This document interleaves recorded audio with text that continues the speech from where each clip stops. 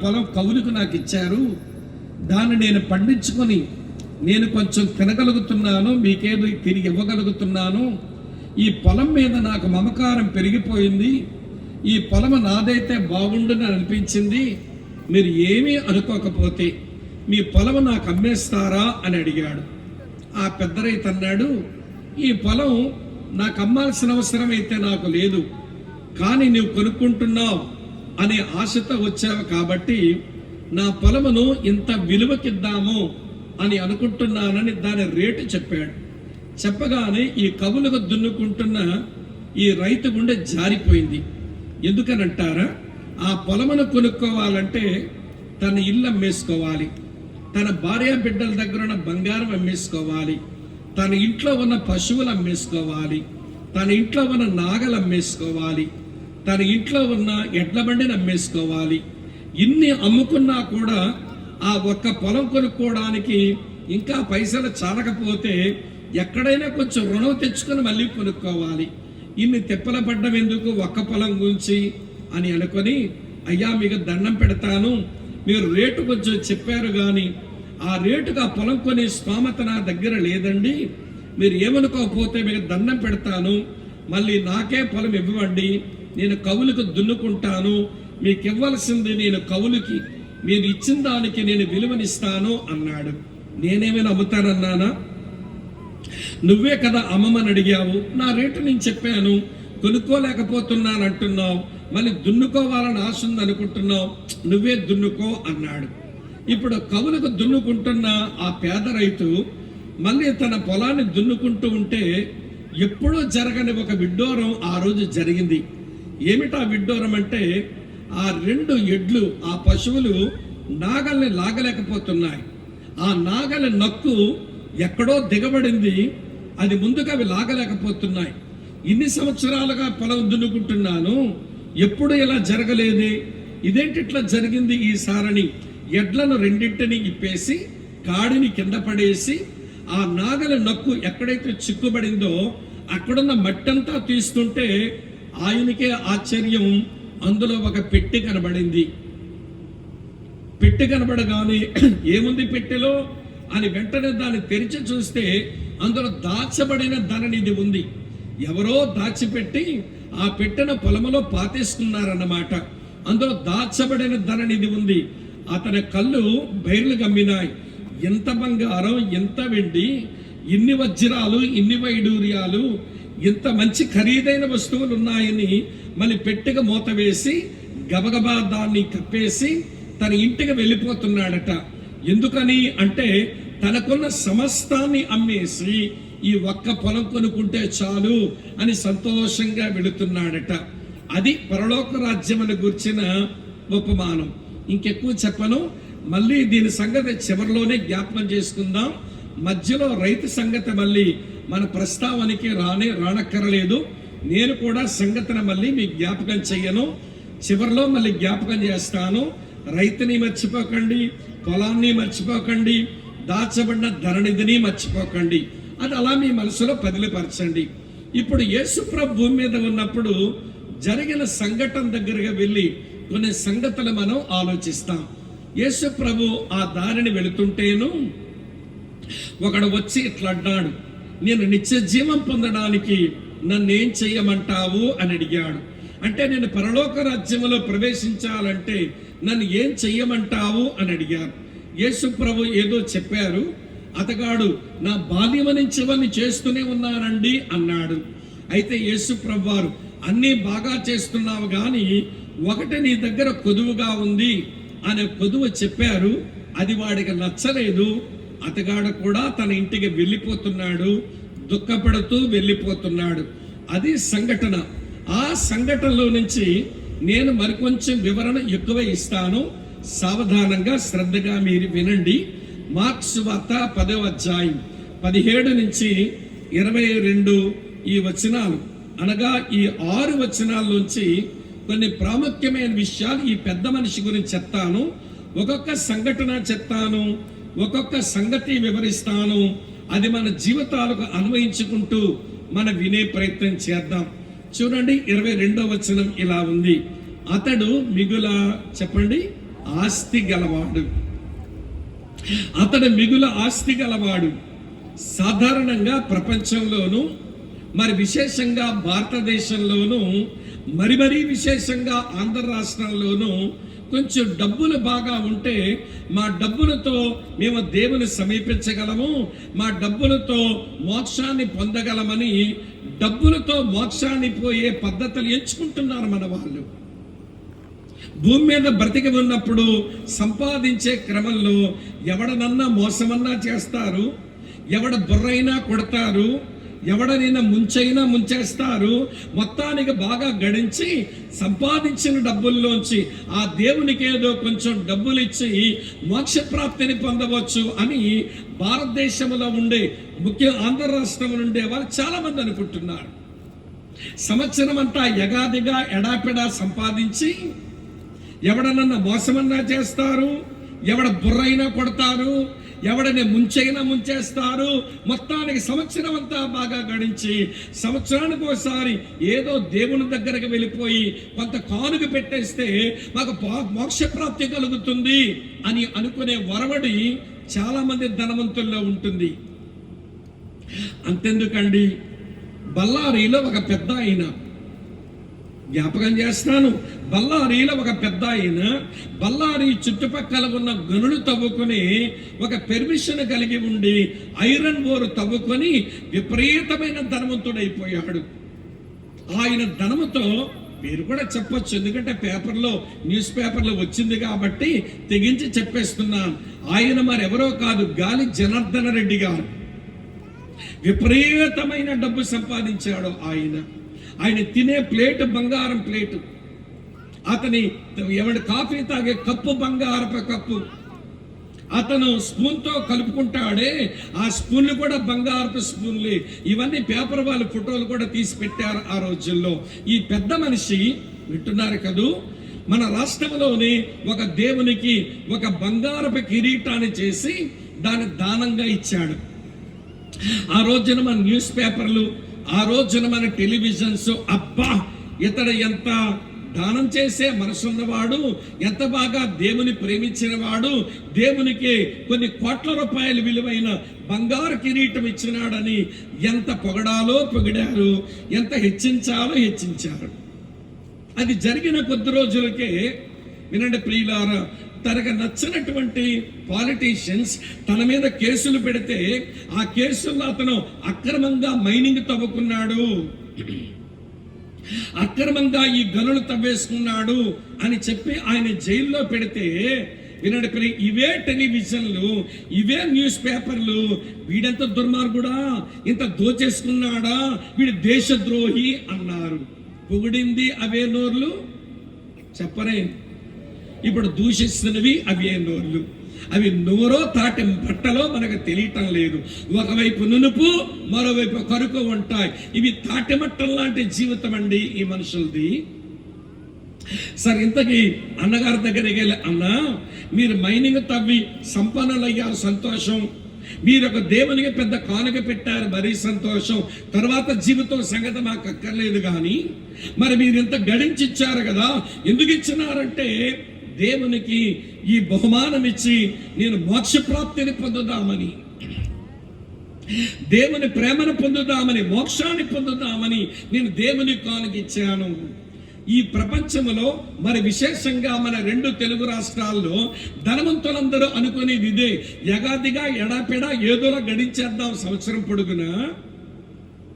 సంపాదించిన సంపాదనలోంచి దేవునికి ఏదో కానుక పెట్టేస్తే మన పరలోకం పోవచ్చు అనుకుంటున్నారు. కానీ ప్రియులారా, వింటున్నారా, ఇది చాలా తప్పుడు ఆలోచన. బైబిల్లో కూడా కొంతమందికి ఇలాంటి పాడు ఆలోచనలే వచ్చినాయి. చూపిస్తాను చూడండి, ఎక్కడి నుంచి వాక్యాలు చూస్తూ ఉండండి, నేనే చదువుతూ ఉంటాను, మీరు గ్రహించండి. అపోస్తలుల కార్యముల గ్రంథం 8వ అధ్యాయం. ప్రియులారా, దేవుడు ఇచ్చిన రక్షణ అయినా, దేవుడిచ్చింది ఏదైనా ఆయన ఉచితంగా వరముగానే ఇస్తాడు తప్ప నీ దగ్గర నుంచి లంచం తీసుకుని ఇచ్చే లంచగుండి దేవుడు కాదు బైబిల్ దేవుడు. దేవునికి లంచం ఇస్తాను, దేవుని దగ్గర నుంచి మోక్షం పొందుతాను, దేవునికి లంచం ఇస్తాను, నేను రక్షణ పొందుతాను, దేవునిగా లంచం పెడతాను, దేవుని వద్ద నుంచి ఆత్మను పొందుతానని దేవునిగా లంచం ఇచ్చే పాడు పని చేయకూడదు.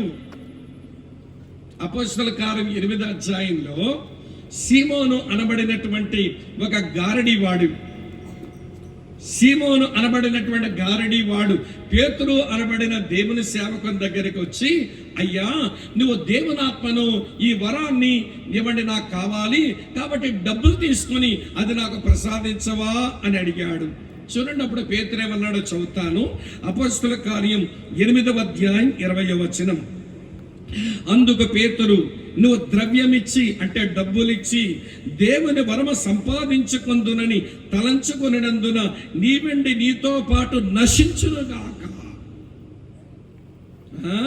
నీ వెండి నీతో పాటు నశించునుగాక అంటాడు. ప్రియులారా 21వ వచనంలో, నీ హృదయము దేవుని ఎదుట సరైనది కాదు గనక నీ కార్యమందు నీకు పాలి పంపులు లేవు, కాబట్టి నీ చెడుతనము మానుకొని మారు మనసు పొంది ప్రభువుని వేడుకొనుము. ఒకవేళ నీ హృదయాలోచన అది క్షమించబడవచ్చును. నువ్వు ఘోరమైన దుష్టత్వములోను దుర్నీతి బంధకములో ఉన్నట్టు నాకు కనబడుచున్నదని చెప్పాను. గారడీవాడా సీమోనా, దేవుడు రక్షణైనా ఆత్మనైనా వరముగా ఇస్తాడరా, డబ్బులు తీసుకొని ఇవ్వడు. రక్షణ ఉచితముగా అనుగ్రహించబడేది. దాని కొరకు సిలువలో ఆయన తన అమూల్యమైన రక్తమే కార్చాడు, రక్షణను ఉచితంగా ఇస్తాడు. అందుకని ఎఫెసీ 2:8 ఇలా రాసి ఉంది, మీరు విశ్వాసము ద్వారా కృప చేతనే రక్షింపబడి ఉన్నారు, అది మీ వల్ల కలిగినదే కాదు, దేవుని వరమే. రక్షణ దేవుని వరం. ఆ రక్షణతో మన పరలోకం చేరుకోవచ్చు. భూమి మీద మనుషుల్లాగా బ్రతకాలంటే మనకు దైవాత్మ సహాయం కావాలి. అనగా దేవునాత్మకు మనకు అవసరం. ఆ దేవునాత్మ కూడా ఉచితంగానే వస్తుందండి. అపోస్తల కార్యాలు 2వ అధ్యాయం 38వ వచనంలో ఉంటుంది, మీరు యేసుక్రీస్తు నామమున మీరు బాప్తిసం పొంది పరిశుద్ధాత్మ అనే వరమును పొందండి అన్నాడు. రక్షణ వరమే, పరిశుద్ధాత్ముడు వరమే. దాని కొరకు దేవుడికి నువ్వేమీ లంచాలు పెట్టనక్కర్లేదు. ఈ బైబిల్ దేవుడు లంచగొండి కాడు. నువ్వేంటో లంచం ఇచ్చి వరం పొందుదామనుకుంటున్నావు? నీ హృదయము సరైనదిగా లేదు. నువ్వు ఘోరమైన దుష్టత్వములోను దుర్నీతి బంధకములో ఉన్నట్టు కనబడుతుంది. మారు మనసు పొందరా. దేవుడు లంచగొండని చేస్తున్నావే. దేవుడిచ్చే వరముకు డబ్బులు పెట్టి కొనుక్కుంటున్నామనుకుంటున్నావే. నీ హృదయం సరిగా లేదు. మారు మనసు పొందు, ఒకవేళ దేవుడు క్షమిస్తాడేమో అన్నాడు పెద్ద ఆయన. అమ్మా వింటున్నారా?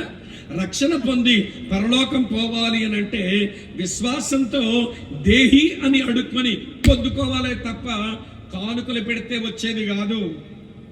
ఈ భూమి మీద మనుషుల్లాగా బతకడానికి మనుజాత్మగా దైవాత్మ తోడు కావాలి గనక ఆ దైవాత్మను పొందాలనంటే విశ్వాసంతో కృపతోనే పొందాలి తప్ప దేవునికి లంచం పెడితే కాదు. బైబిల్ దేవుడు లంచగుండి కాడు. మంతగా లంచాలు తీసుకుని వరములు కుమ్మరించుడు. వరమంటేనే ఉచితంగా ఇచ్చేది. వరమంటేనే ఉచితంగా ఇచ్చేది. రక్షణ వరము, పరిశుద్ధాత్ముడు వరము వీడు డబ్బులు పెట్టి కొనుక్కుందామనుకుంటే నీ హృదయం దేవుని సరైనదిగా లేదు అన్నారు. అయితే మనం చదువుకున్న సందర్భంలో ఉన్న ఈ పెద్ద మనిషి మిగుల ఆస్తిపరుడంట. చెప్పడం ఎవరైనా మిగుల ఆస్తిపరుడు. ఇంత ఆస్తిపరుడు అయి ఉండి నా ఆస్తితో పరలోకం పోతాను అని అనుకోలేదండి ఆయన. నా ఆస్తితో నేను పరలోక రాజ్యం చేరుకోగలుగుతాను, నిత్య జీవం పొందుకోగలుగుతాను అని అనుకోలేదండి ఆయన.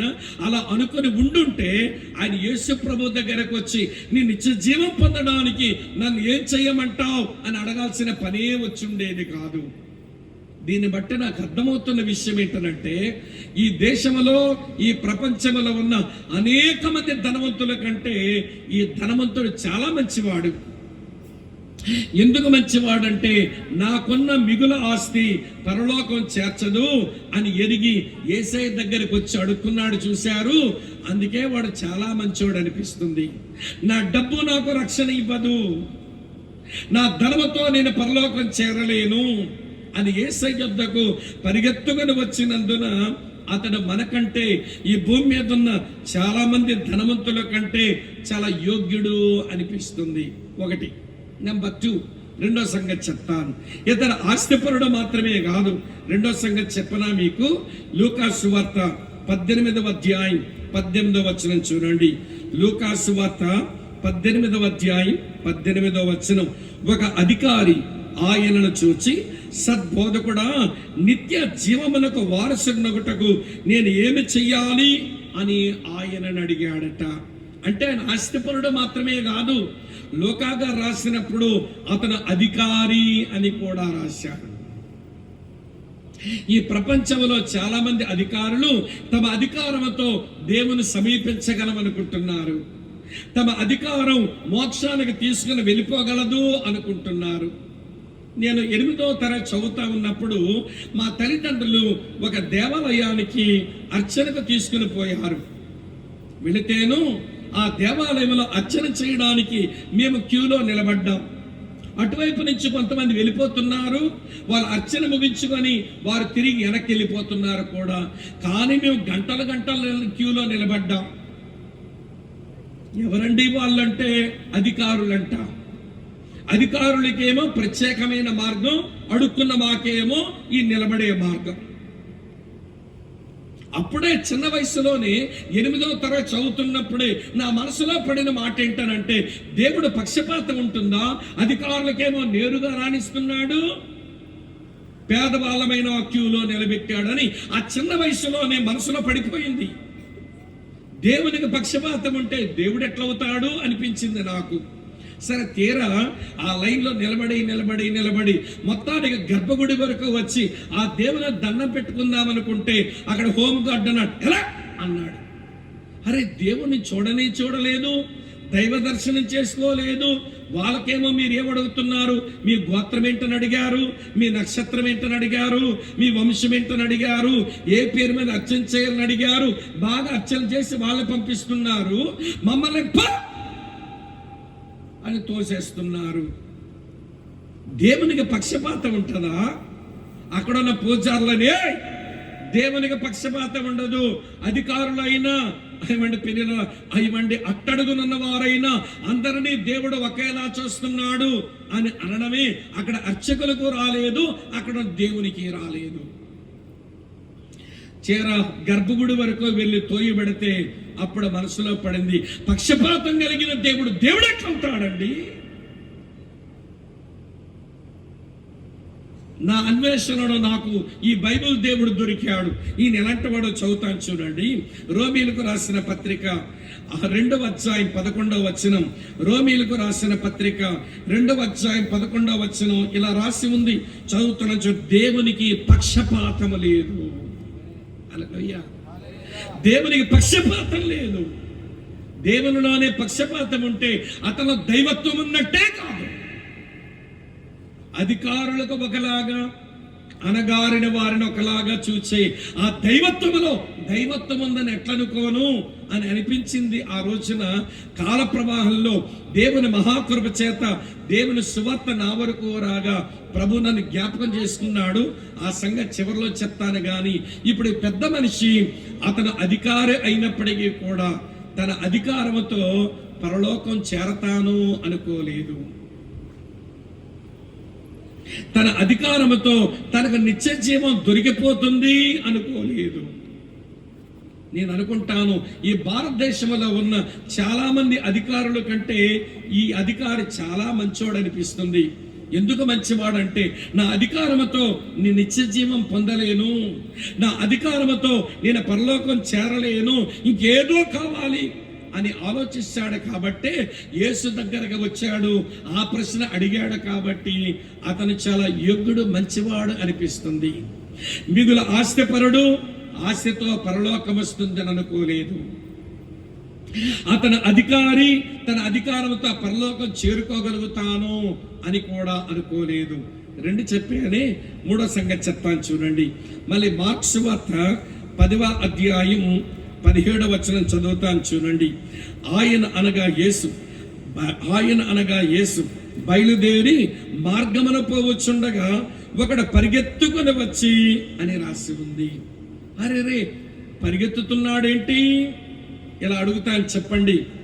పేదవాడు ధనవంతుని దగ్గరే పరిగెత్తుకుని వస్తాడా, లేక ధనవంతుడు పేదవాడి దగ్గరే పరిగెత్తుకుని వస్తాడా? చెప్పండి నాకు. పేదవాళ్ళే ధనవంతుల దగ్గర పరిగెత్తుకుని వెళ్ళాలి. ఇప్పుడు నూజివీడు నుంచి మైలవరం జంక్షన్ వరకు ఈ రోడ్డు మీద ఒక మినిస్టర్ గారు వెళ్తున్నారు అనుకోండి, ఆయన పరిగెత్తుకుని నీ దగ్గరకు వస్తాడా, లేక నువ్వు పరిగెత్తుకుని ఆయన చూడడానికి పోతావా? ఏం మాట్లాడరే? ఆయన మన దగ్గరకు రాడు. ఆయన అధికారి, ఆయన సంపన్నుడు, మంత్రి గారు, ఆయన రాడు. మనమే పరిగెత్తుకుని వెళ్ళాలి. ఓట్లు అవసరమైతే వస్తాడులేండి పరిగెత్తుకొని, 5 సంవత్సరాలకు వస్తారు. సరే, వాళ్ళకి ఓట్ల అవసరం వస్తారు, వాళ్ళని మనమే తప్పు పట్టనక్కర్లేదు. కానీ ఒక సంపన్నుడు అధికారి ఆయన ఎవరి దగ్గరికి పరిగెత్తుకుని రాడు, మనుషుల దగ్గర పరిగెత్తుకుని వెళ్ళాలి. అందులోనికి యేసుప్రభు ఆ రోజుల్లో సంపన్నుడు ఓదారంగా బట్టలు వేసుకుని చేతులు ఇట్లా కట్టుకొని రోడ్డు నడిబొడ్డున నిలబడి ఎలా చూస్తారు? ఎవడైనా వాళ్ళ దగ్గర రావాలి, వాళ్ళు ఎవరి దగ్గర వెళ్ళరు. మరి అలాంటిది ఈయన మిగుల ఆస్తిపరుడై ఉండి, ఈయన అధికారై ఉండి యేసు దగ్గర పరిగెత్తుకుని వస్తున్నాడేంటి అంటే అర్థం ఏంటో తెలుసా? యేసు మార్గం గుండా వెళ్తున్నాడు. నిత్య జీవం పొందాలంటే, ఆ పరలోక రాజ్యం చేరాలంటే ఏం చెయ్యాలో నాకు తెలియదు. యేసు మార్గం గుండా వెళ్తున్నాడు, ఆయనే నాకు జవాబు చెప్పగలిగిన వాడని. ఇప్పుడు యేసుని గాని నేను మిస్ అయిపోతే మళ్ళీ ఆయన కలుసుకోలేనేమో, ఇదే అనుకూలమైన సమయం అని పరుగున వస్తున్నాడండి ఆయన. అంటే ఇతగాడికి సమయమును గూర్చిన విలువ తెలుసు, సమయమును గూర్చిన స్పృహ ఉంది. అక్క చెల్లి తమ్ముడన్న వినండి, సమయమును గూర్చిన స్పర్శ ఉంది. సమయమునకు విలువిచ్చిన వాడు ఈ టైంలో కానీ నేను యేసును కోల్పోతే మరో వారాన్ని కలుసుకునే అవకాశం నాకు ఉండకపోవచ్చునేమో, ఇది నాకు అనుకూలమైన సమయం అనుకున్నాడు. అక్క చెల్లి తమ్ముడన్నా వినండి, దేవుడు కొన్నిసార్లు ఆయన నమ్ముకునేందుకు, ఆయన వెంబడించేందుకు ఆయన సమయాలు ఇస్తాడు. ఆ సమయాలు కానీ కోల్పోతే మరొక సమయమే మనకు రాదేమో. అందుకనే బైబిల్లో ఇలా రాసి ఉంది, ఎఫెసీ పత్రిక 5:15లో, దినములు చెడ్డవి గనక సమయమున పోనీయక సద్వినియోగము చేసుకొనుచు అజ్ఞానుల వలె కాక జ్ఞానుల వలె నడుచుకోండి అన్నాడు.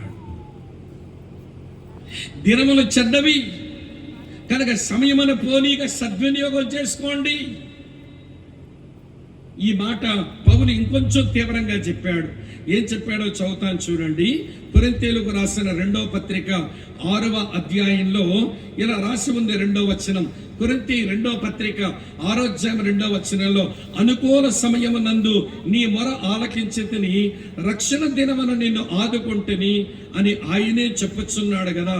ఇదిగో ఇప్పుడే మిక్కిలి అనుకూలమైన సమయం, ఇదిగో ఇదే రక్షణ దినం. ఈ దినమును గాని కోల్పోతే మరొక అవకాశమే మీకు రాదేమో. ఈ సమయమును గాని మీరు కోల్పోతే మరో సమయమే మీకు దొరకదేమో. దేవుని సువార్త మన వరకు వచ్చినప్పుడు, దేవుని నమ్మి ఆయన వెంబడించడానికి ఆయన బోధ దొరికినప్పుడు రేపు మాపన వాయిదాలు వేయకండి. రేపనే దానికి రూపే లేదు. అమ్మ హీరోయిన్ ఎవరో చూడండి, వాళ్ళ అమ్మగారు ఎక్కడున్నారు, దాని పక్కన కూర్చోబెట్టండి. అమ్మ కూర్చోరా తల్లి, హీరోయిన్ కూర్చోబెట్టండి. దాన్ని తిరుగుతుంటే కొంతమంది ఏకాగ్రత పాడవుతుంది. ఒరే తల్లి కూర్చోరా నాన్న. మంచిది, వినండి, చూడండి అది ఎలా అంటుందో. Very good. సరే వినండి ప్రియులారా, సమయం యొక్క విలువను గుర్తెరగాలి. దినములు చెడ్డవి గనక సమయమును పోనీక సద్వినియోగం చేసుకోవాలి. అజ్ఞానుల వలె ప్రవర్తించండి, జ్ఞానుల వలె ప్రవర్తించండి. రేపు మాపు అని వాయిదాలు వేయకండి. దేవుని నమ్ముకోవడానికైనా, దేవుని వెంబడించడానికైనా, దేవుని కొరకు బ్రతకడానికైనా వాయిదాలు వేయకండి. రేపు చూద్దాం, మాపు చూద్దాం అనకండి. యాకోబు ఒక మాట చెప్పాడు, రేపని వాయిదాలు వేసే వాళ్ళ గురించి మాట. యాకోబు రాసిన పత్రిక చదువుతున్నాను చూడండి, 4వ అధ్యాయం 14వ వచనం. యాకోబు 4:14 ఇలా రాసి ఉంది, అక్కడ ఏమని చదువుతామంటే, రేపేమి సంభవించునో మీకు తెలియదు, మీ జీవమే పాటిది, మీరు కొంతసేపు కనబడి అంతలో మాయమైపోవు ఆవిరి వంటి వారే. రేపేమి సంభవించునో మీకు తెలియదు, మీరు అంతలో కనబడి అంతలోనే మాయమైపోయేవారు. నేను ముంబైలో ఒక కార్డియాక్ హాస్పిటల్, అంటే గుండె ఆపరేషన్ చేసే పెద్ద హాస్పిటల్, అందులో పనిచేస్తున్న ఒక కార్డియాక్ సర్జన్, గుండె ఆపరేషన్ చేసే డాక్టర్ అమ్మ గారు ఉదయం నుంచి థియేటర్లో గుండె ఆపరేషన్లు ఒక 3 చేసి 11 గంటలు దాటిన తర్వాత నిన్న చేసిన ఆపరేషన్ పేషెంట్లు ఎలాగున్నారు అని రౌండ్స్కి వచ్చి ఒక్కొక్క పేషెంట్ దగ్గర ఉన్న కేస్ హిస్టరీ చదివి వాళ్ళకి ఇస్తున్న మందులు చదువుతా, రెండో పేషెంట్ దగ్గరకు వచ్చినప్పుడు కేస్ షీట్ అట్లా పట్టుకొని అలా కింద పడిపోయి చచ్చిపోయింది. అలా కింద పడి చచ్చిపోయింది. అరే, ఇంతమంది గుండె ఆపరేషన్ చేసిన అమ్మగారు ఎందుకట్లా చచ్చిపోయిందంట? ఆవిడికి హార్ట్ అటాక్ వచ్చిందంట. అందులోకి కోవిడ్ అయిపోయిన తర్వాత వ్యాక్సిన్లు వేసుకున్నారుగా, వింటున్నారా లేదు? మీరు కోవిడ్ వ్యాక్సిన్ వేసుకున్నారంటే విషం లోపల పెట్టుకున్నారని లెక్క. ఎప్పుడు గుట్టుకోమంటారో మీకు తెలియదు. కోవిషీల్డ్ వేసుకున్నట్టు షీల్డ్ వచ్చేస్తుందని కరోనా వైరస్ నుంచి. మొత్తానికి కోవిషీల్డ్ వేసుకోవడం వల్లనే మైండ్ స్ట్రోకులు వచ్చేస్తున్నాయి, బ్రెయిన్ స్ట్రోకులు వస్తున్నాయి, హార్ట్ స్ట్రోకులు వస్తున్నాయి. ఇంకా డాక్టర్లు ఆశ్చర్యపోతున్నారు. ఇప్పుడు ఏలేశ్వరంలో ఒక ఎండి జనరల్ మెడిసిన్ ఫిజిషియన్ అన్నగారు ఉంటే, వాళ్ళ ఇంట్లో ఉంటే, సార్ ఏంటి చాలా మందికి బ్రెయిన్ స్ట్రోకులు వస్తున్నాయి, చాలా మంది హార్ట్ స్ట్రోకులు వస్తున్నాయి, ఇదివరకు ఎప్పుడూ లేనట్టుగా ఇలాంటి పరిస్థితులు వస్తున్నాయంటే ఇది వ్యాక్సిన్ ప్రభావం బ్రదర్. సైంటిఫిక్ గా చెప్పలేకపోతున్నాం, కానీ మనం వ్యాక్సిన్ వేసుకున్న తర్వాతనే ఎప్పుడు బ్రెయిన్ స్ట్రోక్ వస్తుందో తెలియదు, ఎప్పుడు హార్ట్ స్ట్రోక్ వస్తుందో తెలియదు, గుడ్డుకు మీద చచ్చిపోతున్నారు మనుషులంతే. ఒక 4 రోజుల క్రిందట నేను ఒక బ్రదర్ని ఎరుగుదును, తెనాలి ప్రాంతానికి చెందిన ఆయన, మా విజయనగరం జిల్లాలో ఉండేవారు, టీచర్ ఆయన, చాలా మంచి ఆయన్ని. తెనాలకు వచ్చేసాడు ట్రాన్స్ఫర్ పెట్టుకొని. ప్రియులారా, ఆయన ఇంట్లో ఉంటుండగానే ఏవేవో ప్రేమలు కలిగి ఉన్నాడట. కూతుర్లకు పెళ్లి చేయాలి, వారికి మంచి భవిష్యత్తు ఇవ్వాలి, అన్ని ప్రణాళికలు కలిగి ఉన్న ఆయన అందరితో చక్కగా మాట్లాడి తర్వాత వచ్చి కుర్చీలు ఉన్నాయని చూస్తే ఎప్పుడు చచ్చిపోయాడో ఇంటోలుగా తెలియలా. ఎప్పుడు చస్తామో మనకు తెలియదు. నువ్వేం వెనక ముప్పు కాదు, యుగయాలు మిగిలిపోవడానికి నువ్వు మట్టి గట్టానివి. ఎప్పుడు చస్తావో తెలియదు. నువ్వు చస్తావు, నువ్వు చావడమైతే ఖాయం. కనుక ప్రభువు తన మాటలు వినిపించి పాపక్షమాపణ పొంది ఆ మోక్షరాజ్యానికి వారసులవ్వండి అని అవకాశం ఇచ్చినప్పుడే ఆలస్యం చేయొద్దు. రేపు చూద్దాం, మాపు చూద్దాం అని చెప్పి మీరు వాయిదాలు వేస్తే అజ్ఞానులు మీరు. నేనలేదు, దేవుడు వాక్యం అంది. నేను తుని అనే ఊరికి వెళ్ళా వాక్యం చెప్పడానికి. ఇలాగే వాక్యం చెప్పడానికి పోతేను అక్కడ ఒక అమ్మ, కాపు కులానికి చెందిన ఆంటీ గారు, భలే పనిచేసేస్తుంది. వంటల దగ్గర సాయం చేస్తుంది, వడ్డల దగ్గర సాయం చేస్తుంది, మందిరం చక్కబెట్టేస్తుంది. నేను ఆ సేవకుడు తన్నాను, బ్రదర్, ఆంటీ ఎంత చురుగ్గా పనిచేస్తుంది ఈ వయసులో, ఎంత భక్తో ఆవిడ కన్నా నేను. అతగాడు అన్నాడు, అన్నీ చేస్తుంది కానన్నా బాప్తిసం పొంది నమ్మకంగానే ప్రభుని వెంబడించుదాడు అన్నాడు. ఇదేంటిది?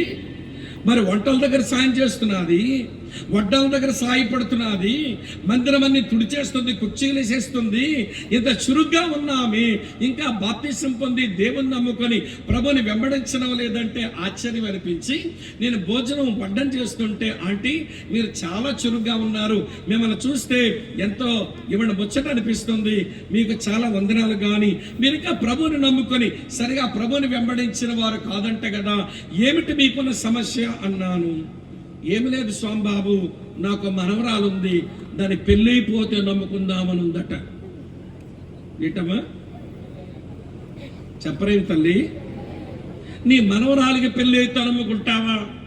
ఒకవేళ మీ మనవరాలికి పెళ్ళి అవ్వకముందే నువ్వు చస్తే ఏమైపోతావంటే నేను ఎందుకు అనేసాను, ఒకవేళ మీ మనవరాలి పెళ్లి కాకుండా మీరు మారకుండా మీ మనవరాలే లేకుండా ఏమైపోతావు, అదే మాట అబ్బాబ్బా అదే మాట బాబు. ఎందుకనంటే నేను తెగించాము, ఎందుకన్నానంటే మీరు శాశ్వతం కాదు, మీ మనవరాలు శాశ్వతం కాదు, నేను శాశ్వతం కాదు. ఎప్పుడు చావచ్చ